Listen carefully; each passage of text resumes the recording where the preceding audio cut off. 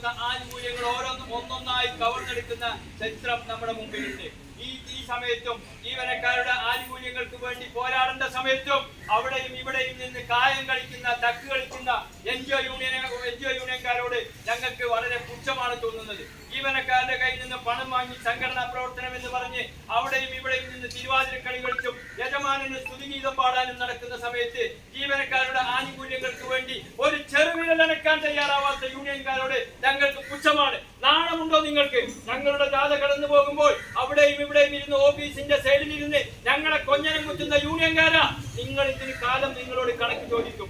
ജീവനക്കാരുടെ മൊത്ത കച്ചവടം ഏറ്റെടുത്തുകൊണ്ട് മുഴുവൻ ജീവനക്കാരെയും പിന്തുണ സർക്കാരിലേക്ക് കൊടുത്തുകൊണ്ട് ജീവനക്കാരുടെ ഒരു ആനുകൂല്യത്തിനു വേണ്ടിയും പോലും ഒരു ശബ്ദം, ഒരു ചെറുവിരൽ പോലും അനക്കാതെ നാണം കെട്ട് കലോത്സവവും ചേമ്പ് കൃഷിയും മത്സ്യകൃഷിയുമായി നടക്കുന്ന നിങ്ങൾ ഈ നാടിന്റെ ശാപമാണ് എന്നാണ് ഞങ്ങൾക്ക് പറയാനുള്ളത്. ഈ ഓണക്കാലത്ത് ജീവനക്കാർക്ക് ആനുകൂല്യങ്ങൾ കിട്ടിയേ തീരൂ. ജീവനക്കാരുടെ കയ്യിൽ നിന്ന് പിടിച്ചെടുക്കുന്ന സംഖ്യയുടെ കണക്ക് യൂണിയൻകാരാ നിങ്ങളൊന്ന് ഇവിടെ പ്രദർശിപ്പിക്കണം. ഏത് സമയത്തും ഈ കാന്റീനിന് മുമ്പിലും